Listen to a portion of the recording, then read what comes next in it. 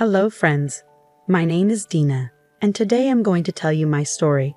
I had the same mother-in-law problem that many people here seem to have. I was surprised to see so many entitled mother-in-laws out there. It's pretty scary. My mother-in-law, Vivian, is also entitled and delusional. I realized this as soon as I married my husband Carter. Vivian wasn't financially dependent on us, but she liked to act like she owned everything around her. If she touched something, she called it hers. This was because she was very greedy and liked to live a luxurious life, but she never had the money for it. Most of the time, Vivian and I avoided conflicts because I kept quiet. But once, a big incident happened that changed how I dealt with her. You see, I had recently inherited a vintage car from my grandfather after he passed away. That car was very important to me and I was happy to have it. But to my mother-in-law, it was just something that needed to be sold so she could get some of the money.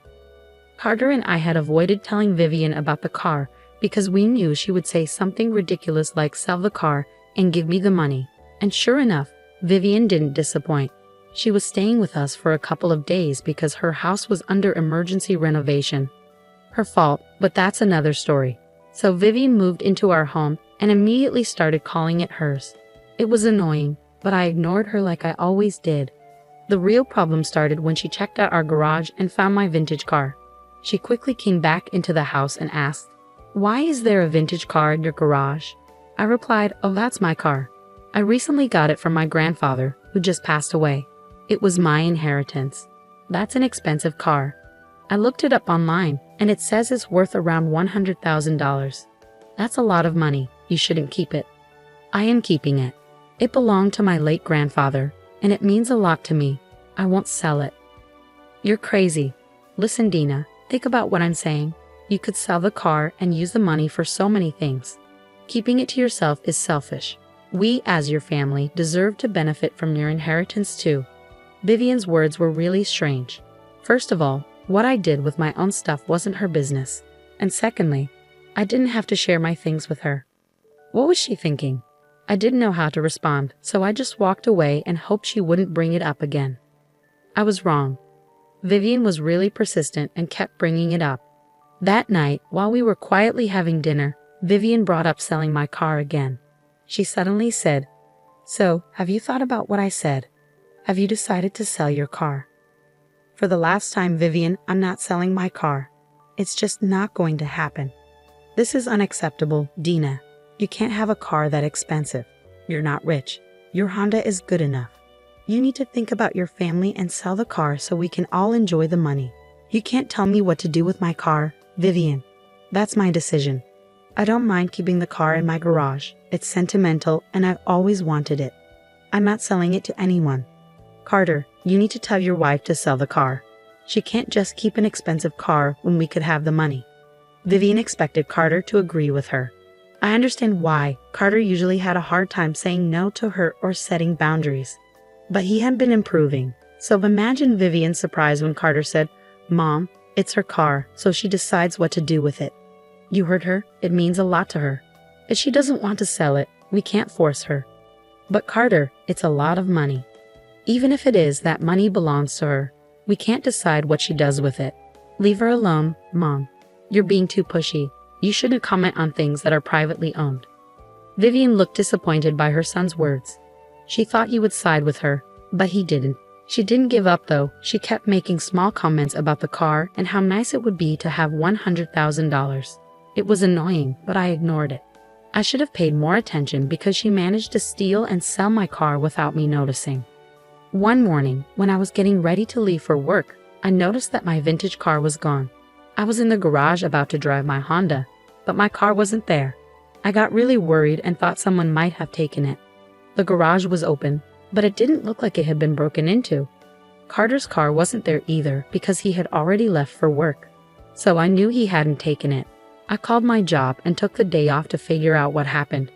That car meant a lot to me, and I couldn't relax until I found it. I called Carter in a panic to make sure he didn't know anything about the missing car. I said, "Carter, did you take my car by any chance? It's not in the garage." "What? No, I took my Mustang. I saw your car in the garage before I left." "I don't know, Carter. It's not there anymore. I realized it was missing when I went to take my Honda to work. I'm really worried. Carter, I'm freaking out. We need to figure out where the car is. Can you check our security cameras to see who took it?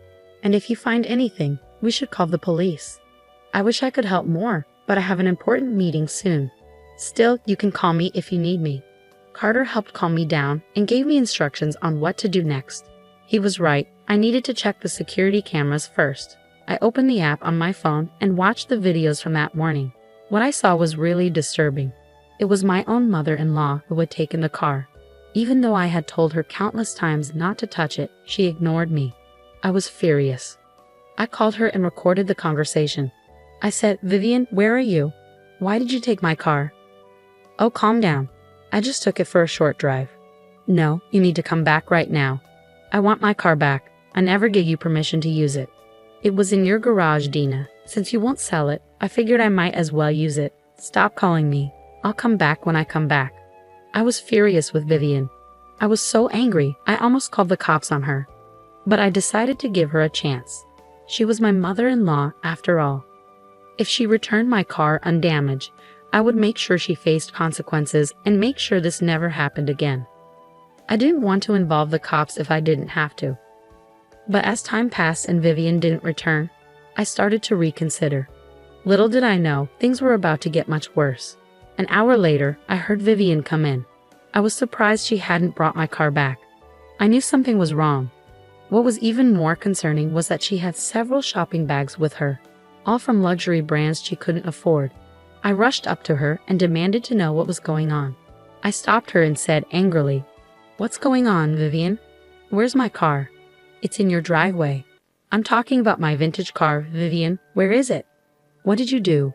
"Oh, you mean your vintage car? Well, I guess you can say goodbye to your $100,000 car." "Oops, too late. It's already gone." "What do you mean, too late? You need to explain, Vivian. I'm losing my patience. I did what you should have done a long time ago. I sold your car," Vivian said casually. She didn't seem sorry at all. In fact, she looked pleased with herself. My anxiety turned into pure rage. I couldn't believe what Vivian was saying.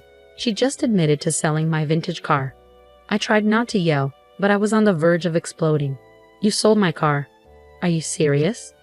"Yes, I'm serious, Dina. I sold your car today. It brought in good money. That's how I paid for all this stuff." "Let me make sure I understand. You took my car without permission, sold it, and used the money." "Yes, that's exactly what I did." "Why are you so surprised? I told you to sell the car. Having such an expensive car in the garage is a waste." "Are you crazy, Vivian? Who gave you the right to steal my property and sell it for yourself?" "Whoa, calm down, Dina. I plan to use the money for family stuff too. I just booked plane tickets to Alaska. We'll have a nice time at a ski resort I've always wanted to visit. So I'm not the only one benefiting. If you behave, I might give you some of the money so you can buy something for yourself too." Vivian was really getting on my nerves. I was so close to losing my temper. A part of me couldn't believe what she was saying. It was hard to understand how someone could be so entitled to sell something that wasn't theirs. But with my mother-in-law, anything was possible. Despite it all, I decided to give her one more chance. I said firmly, "Listen, Vivian, you need to take your car, go to where you sold mine, and bring it back to me right now. I'm only saying this once. Take it as your last chance to fix this mess." "Are you threatening me, Dana?" "Well, that's not going to work. The car's sold, and I've already spent some of the money. Plus, I didn't sell it just so you could demand it back. So you're not going to bring back my car? I gave you a chance to fix your mistake, and you're not taking it. Is that right?" "God, you're slow, Dina. There's no way I'm bringing your car back. Like I said, it's long gone now. You can drive your Honda for all I care." "All right then, don't say I didn't give you a chance." Vivian didn't even bother to listen to the last part. She just took her shopping bags and went to her room. I was reeling from the audacity of this woman, but I knew yelling wouldn't help. I needed to act fast if I wanted my car back. So I did what anyone would do. I called the cops and explained what happened. They were at my house in 15 minutes. By then, I had gathered the papers proving the car was mine. I welcomed the cops in, showed them all the evidence, including the security footage of Vivian driving off with my car and not returning it. They decided to talk to Vivian. She came downstairs looking annoyed but froze when she saw the cops. Then she sweetly said, "Good afternoon, officers. What brings you to my home? Is my daughter-in-law in trouble? Ma'am, your daughter-in-law is pressing charges against you for stealing and selling her car illegally. Oh, officers, there must be some mistake. As you can see, her car is right here in the garage. She's just being spiteful by calling you here. Ma'am, we're not talking about the Honda. We're referring to the vintage car you sold today. There's no vintage car in my house, officers. This must be a misunderstanding. We're not wealthy enough to have a vintage car. Ma'am, we have paperwork and video evidence of everything. Plus, there's insurance involved. There's no point in lying to us. When the officers saw through Vivian's lies, she tried a different approach. It was almost amusing to watch her come up with these crazy stories to cover her tracks. She looked a bit embarrassed as she said, "Oh, that one, officers. I might have been confused. Yes, she used to own a car like that, but she asked me to sell it. So that's what I did today." Why are you lying to the officers, Vivian? I never gave you permission to drive, let alone sell, the car. Dina, what's wrong with you? You can't just change your story like that. Are you trying to frame me? That's so unfair. Officers, you have to understand, Dina's trying to set me up. I swear she gave me permission to sell it. I pulled out my phone and played the recording of me telling Vivian to come home and leave my car alone. It clearly showed I didn't give her permission to use or sell the car and that I wanted it back. The officers listened and looked very annoyed. They gave Vivian a stern look and said, "Are you going to keep lying, or is that it?" Vivian stuttered. "Well, I can explain. Just hear me out." "You don't need to explain here, ma'am. You can do that at the police station. You're under arrest for stealing your daughter-in-law's car." Now Vivian looked genuinely scared. She was visibly nervous, with tears welling up in her eyes. Despite being cuffed, she continued to try and come up with more lies. But the officers didn't entertain her. Instead, they arrested her. She should have stopped, but her anxiety got the better of her. She turned to me. Her demeanor completely changed within minutes. She went from being confident to a frightened person begging for help. She pleaded, "Dina, you can't let this happen. You can't have your own mother-in-law arrested. Think about what people will say." "I don't care what people will say, Vivian. You committed a crime and need to face the consequences. I'll do anything to get my car back. It's just a car, Dina. There's no need to get me arrested over it. Let's talk and sort this out. Trust me, you don't want to have your mother-in-law arrested. We're family. You didn't care about my family when you sold my car. You sold a piece of my family's history. You don't get to play the family card now." Vivian was already in tears, begging me to let it go. She was delusional, thinking I would just forgive her horrendous behavior. She pleaded with me until she was taken to the cop car. Before getting in, she shouted at me, "This isn't over, Dina. I'll get my son involved. He'll put you back in your place." "Good luck with that, Vivian. I'm sure your son will do what's right. Focus on getting out of jail. I've said goodbye to my car, but you'll be saying hello to a lawsuit." "You'll get nothing. My son will protect me. He'll come to rescue me and kick you out of the house." Well, her son did go to the police station, but not to rescue her. When Carter called me and asked what was happening, I told him to meet me there. I needed to file a case in person, and it would be better for both of us to meet at the station.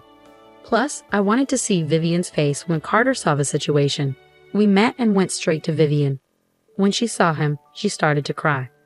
"Carter, look what your wife has done. She hates me so much she put me in jail. I can't be here, Carter. You need to do something." "Dina, what's going on? Why did you put Mom in jail?" "Hey Vivian, care to explain to your son what you did with my car?" Vivian suddenly went quiet. She was probably trying to think of an excuse to make herself look better. But she couldn't come up with anything. She stayed quiet with her head down. "Mom, say something. Why are you so quiet?" "What can she say, Carter? She stole and sold my car, then came home with shopping bags and told me she booked us a vacation in Alaska." "Wait, what? Mom, what did you do?" "Oh, there's more, Carter. The cops got a name out of her. They contacted the man, and he said the car was damaged a bit after he got it. So this is going to be a big lawsuit. I can already see it costing $1 million. Oh my God, Mom, what have you done? I told you to stay away from Dina's car. Why can't you just listen for once?" Carter had never spoken to his mother in such a tone before. Vivian was surprised and didn't like it at all. She was crying now, trying to make him feel guilty, but I knew Carter wouldn't save her this time. He knew where to draw the line. Vivian still tried, saying, "Son, you need to get me out of here. I can't stay in this place. You have to convince Dina to drop the case. I can't afford a lawsuit. You know that." "Why would I do that, Mom? You're the one who committed a crime by doing something so incredibly stupid. Carter, if you don't help me, my life will be ruined. I'll be broke and still have to serve time in jail. You should have thought about that before breaking the law. I'm going to support Dina in what she's doing.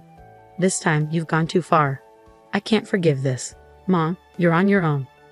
Vivian kept begging us to change our minds and forgive her, even resorting to begging me for forgiveness again. But I wasn't going to listen. Carter was furious and decided to leave the police station with me. He was really sorry for his mom's actions and said he'd never forgive her for this. He even encouraged me to pursue my case and get my car back. I did eventually get my car back, but it took a while. The buyer had been in a small accident with it, and it got badly dented. Repairing vintage cars can be expensive, and with lawyer fees added in, Vivian ended up paying $1 million for the lawsuit.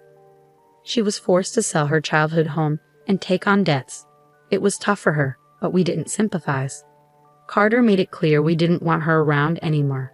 He also said we wouldn't be contacting her for a long time. That made her cry and throw a tantrum again. News of her arrest and lawsuit spread fast. Her friends dropped her, not wanting to associate with a criminal. Even her family was furious, who sells stolen stuff. I was glad to see the rest of the family had some sense. Anyway, we're still not in contact with Vivian and the lawsuit is settled. I got my car back and had a skilled mechanic work on it, all paid for by Vivian, of course. The mechanic did such a good job you wouldn't even know it was damaged.